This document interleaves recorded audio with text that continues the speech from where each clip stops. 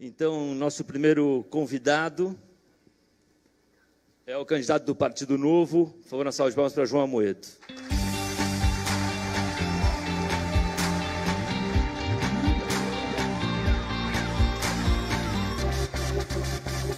Eu sento aqui, trocaram, gente. Você senta lá, eu sento aqui. Tá bom. Senta. E aí, João, tá calma a sua vida, né? Tá tranquila. Eu falei para o Luciano que eu fazia maratona, e quando eu comecei a fazer Ironman, eu vi que maratona era fácil. Agora, quando eu comecei a fazer campanha política, eu vi que, na verdade, pré-campanha, porque já não começou, mas vi que o Ironman é fácil, depois de você fazer campanha. Então, o áudio tá bom dos dois microfones? Não? Tá ok? Beleza. João, esse evento... Vou explicar como é que a gente veio parar nesse palco primeiro, tá? Que eu acho que contextualiza um pouco e ajuda na discussão. Pelo menos 2 anos a gente vem reunindo um grupo de diversas áreas, de gente afim de pensar políticas públicas, de se envolver, de chegar próximo. Isso gerou movimentos cívicos, esses movimentos cívicos geraram uma série de resultados, desde uma nova geração de candidatos, uma agenda, e uma das agendas mais importantes sob a nossa ótica é de tecnologia de governo. E, principalmente, essas conversas nasceram no Agora e no Brasil Lab, daí com o Ronaldo e com a Letícia, que eu agradeço muito a parceria desde o começo e estendo isso a tantos outros que estão aqui, Mufarrege, Lona, muita gente que participou disso.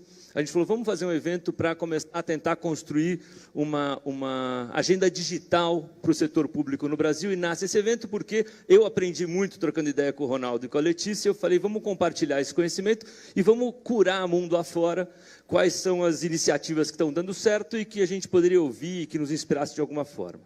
Então, eu começo pela pergunta, se eu decidisse hoje pegar o plano de governo do Partido Novo, do João Amoedo, o que eu ia encontrar lá já escrito sobre essa agenda digital, ou sobre esse assunto que está sendo tratado aqui hoje? Luciano, muita coisa. Eu já tinha estudado bastante sobre blockchain e sobre a Estônia, não conhecia o caso da Índia. Aproveitei para agradecer aí o Brasil Lab, ITS, e fiquei impressionado. E, na verdade, quando a gente começou o projeto Novo, a gente sempre pensou na inovação. E assim, eu acho que a última pessoa que falou aqui, eu me esqueci o nome dela, mas ela falou uma coisa que eu achei muito importante.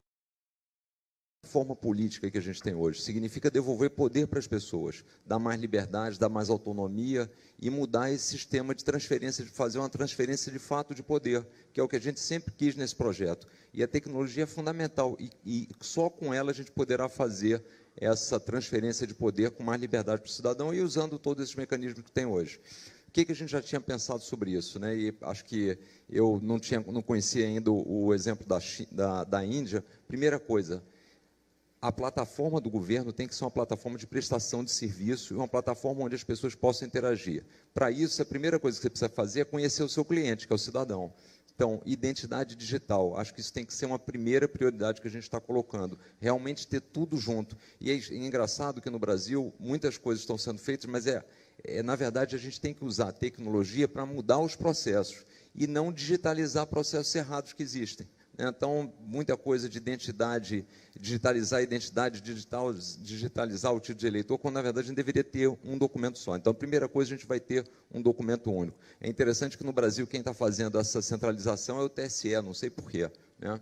Segunda coisa como eu estava falando, tem que ter a vontade política. No Brasil, tem uma das secretarias que está embaixo do Ministério do Planejamento, tem essa função de implementar um governo digital, mas só que, infelizmente, tem tanta interferência política, porque isso muda a forma de governo, que hoje está muito atrelada à distribuição de cargos, à distribuição de poderes, que acaba sendo freada. Então, ter uma secretaria, ou talvez até um ministério, a gente está pensando, nossa ideia, só para exemplificar, é ter no máximo 12 ministérios, mas certamente teria um de gestão pública, onde a área de tecnologia vai ser fundamental. Não dá para pensar num governo sem tecnologia. Então, primeira coisa, identificação digital única. Segunda coisa, quando a gente vai para a saúde, tem muita coisa para ser feita na saúde, desde o prontuário eletrônico, até marcação de exames, até receitas online, muita coisa que poderia ser feita aí. Isso já está no nosso programa. Outra coisa que está no nosso programa é a burocracia. Acabar com os cartórios e usar basicamente a tecnologia do blockchain para validar os documentos e tirar toda essa burocracia hoje tão desnecessária que causa custo à população e especialmente aqueles mais pobres, né? Eu acho que um negócio blockchain que é interessante citar que, assim, algumas características dele que são fundamentais. Primeiro, ele dá integridade a todo o processo, né? Segundo, ele dá transparência. Terceiro, ele dá segurança. Quarto, ele dá privacidade. E, por último, ele dá inclusão. Tudo que a gente precisa na gestão pública brasileira. Na saúde ainda, outras coisas que dá para fazer também é a questão da telemedicina. E aí, de novo, a gente vê como é que a nossa burocracia é complicada. Eu não sei se as pessoas sabem, mas, por exemplo, se alguém que mora em Aracaju quiser fazer uma consulta via telemedicina com um médico do Einstein, ele só pode fazer isso se tiver um médico do lado dele lá em Aracaju. Então, você acaba impedindo que a tecnologia possa avançar. Então, na saúde é essa linha. Ter o processo, basicamente, da identificação digital para indivíduos, pessoa física e para pessoa jurídica. Com isso, a gente vai facilitar as pessoas empreenderem, vai diminuir a questão de fraude, vai reduzir bastante a burocracia, vai facilitar a abertura de empresas. Então, acho que esses são alguns dos exemplos que a gente gostaria de implementar. Se você falar de prioridade, você pensa que inovação e tecnologia são... A gente falou muito isso aqui nesses dias também, são os motores do progresso e a pesquisa em si, vamos chamar que é o combustível dessa história. E ficou claro, assim, o Brasil é um país conectado. Já visto o número de habitantes versus a quantidade de smartphones, ver a força que as redes sociais têm no Brasil, ver a importância que as grandes empresas de tecnologia dão para o mercado brasileiro, deixa claro que é um país conectado.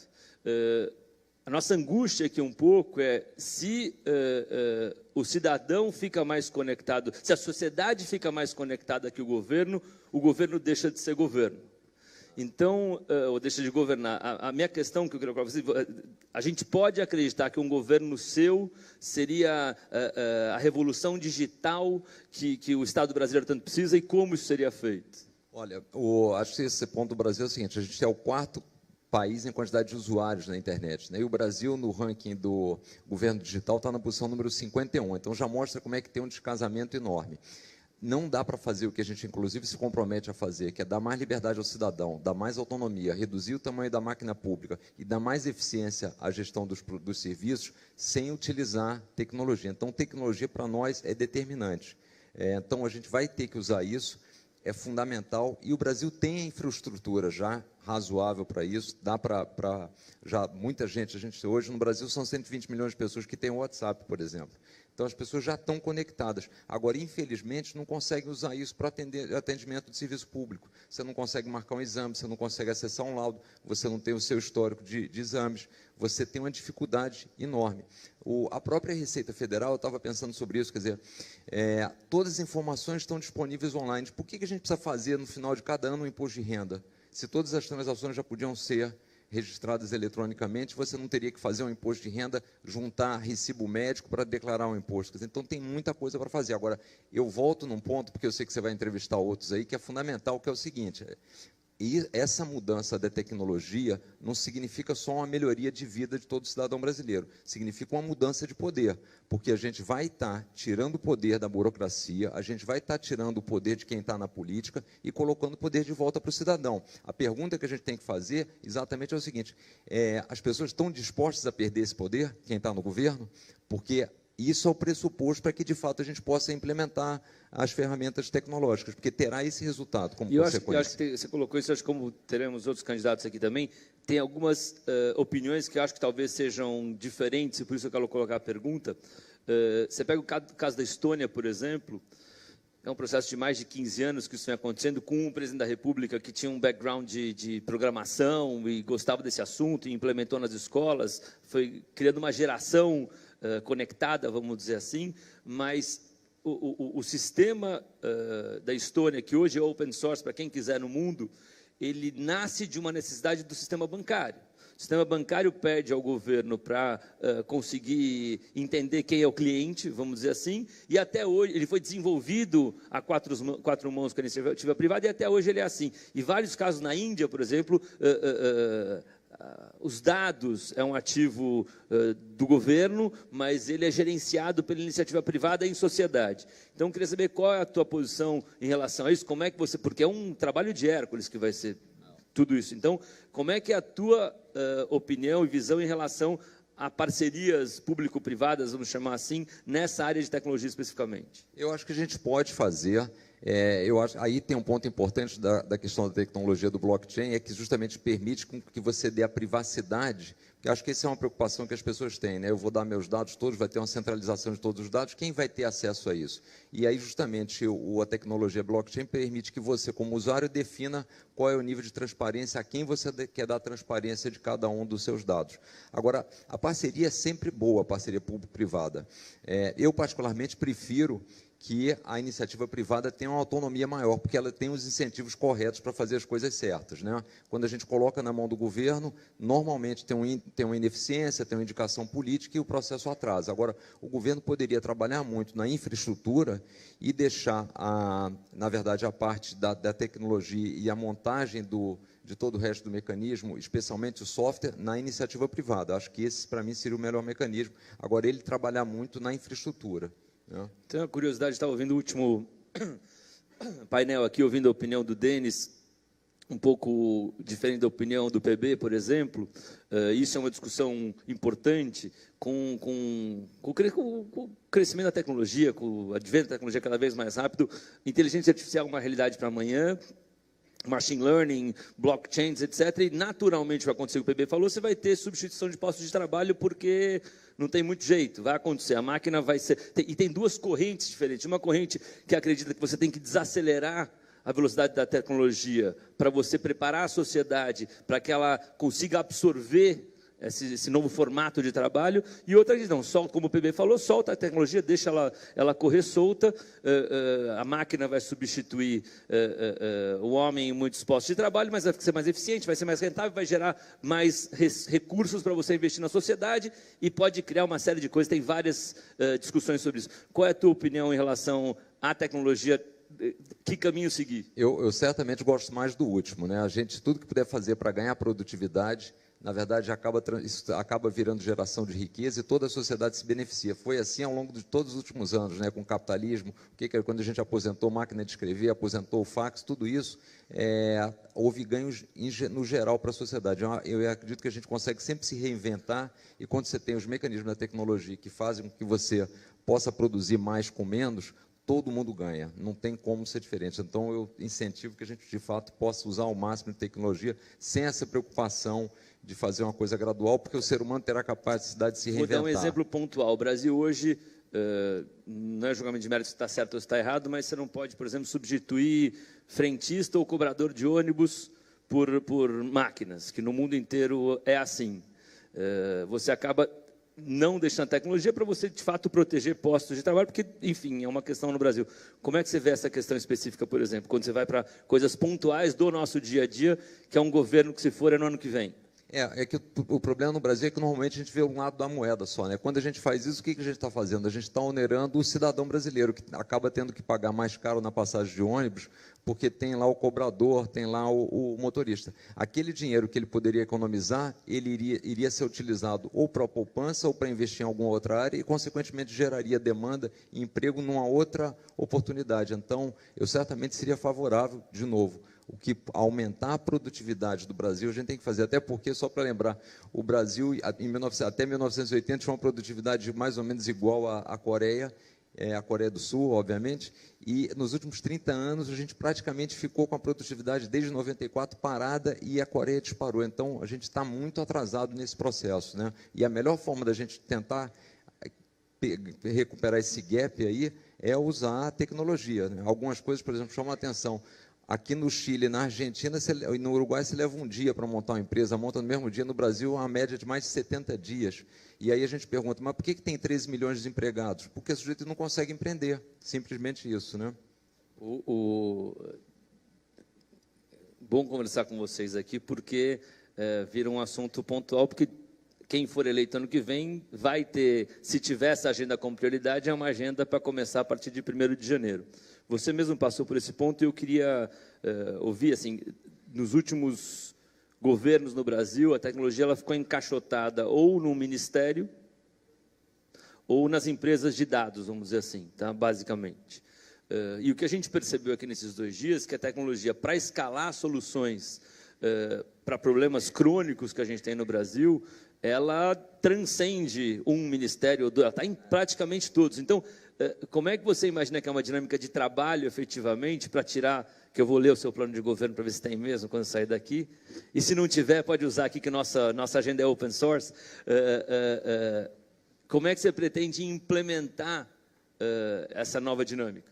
Vamos lá. Primeiro, aproveitar, realmente tem muita coisa boa que a gente teve a oportunidade de assistir ontem, que a gente quer implementar, porque ideias boas são sempre bem-vindas, especialmente que a gente quer ir nessa linha de trazer coisas diferentes para mudar. Primeiro, tem 2 coisas que sempre me chamaram a atenção, tanto de fora do governo, né, como eleitor e não como um político. Qualquer negócio, qualquer empresa, e quem tem empresa sabe disso, tem 2 coisas fundamentais para você ir bem. É a qualidade da equipe que você tem e o investimento que você faz em tecnologia. Não tem como ser diferente. Então, em qualquer negócio, essas 2 áreas têm que estar presentes em todo o seu processo de gestão, em todos os serviços que você presta, em todos os produtos que você fornece. E aí, quando eu olho para a máquina pública por dentro, eu me pergunto o seguinte: qual é a área que cuida dos funcionários? Qual é a área que avalia os funcionários? Que premia os que estão indo bem? Qual é a área que substitui os que estão indo mal? Não existe. E a tecnologia é a mesma coisa. A tecnologia está encaixotada no Ministério, como você bem colocou, quando, na verdade, ela devia ser uma coisa transversal, atuando em todos os segmentos. Então, uma das ideias que a gente tem é justamente colocar essas 2 áreas com peso relevante do processo de gestão. Só assim você vai melhorar, especialmente no governo, que tem que atender uma quantidade enorme de pessoas e tem que atuar em diversos setores. E não é à toa que no Brasil a gente acaba pagando muito imposto e acaba recebendo muito pouco em troca, porque a ineficiência na gestão é muito ruim. E só a tecnologia para resolver isso. Desculpa, alô. Para te dar, a gente tem mais 3 minutos, eu queria então, para te dar tempo na conclusão, aquela coisa que o conselho ajuda, exemplo arrasta. Eu vou contar a história uma vez aqui, agora depois eu pedi para contar para os outros candidatos lá atrás, para não ter que repetir, mas a gente abriu o evento ontem, a gente fez um estudo que chama Mapa da Informação, que é resultado desse evento, então também está aberto para quem quiser consultar, que a gente está nos últimos 6 meses mapeando onde o governo guarda as informações, e é uma confusão, você vai ver lá, depois vale a pena. Mas o fato é que a gente trouxe ao palco aqui a Cristiane, que foi uma das nossas entrevistadas durante esse processo de pesquisa, que ela é do Rio de Janeiro. A mãe dela, dona Arlete, teve 17 filhos e dona Arlete não tinha documento, e nenhum dos 17 filhos da dona Arlete tinha nenhum tipo de documento. E a dona Arlete, quando faleceu, mesmo tendo seus filhos em volta, ela foi enterrada como indigente, ficou 1 semana na geladeira, que não sabiam, e foi enterrada como indigente.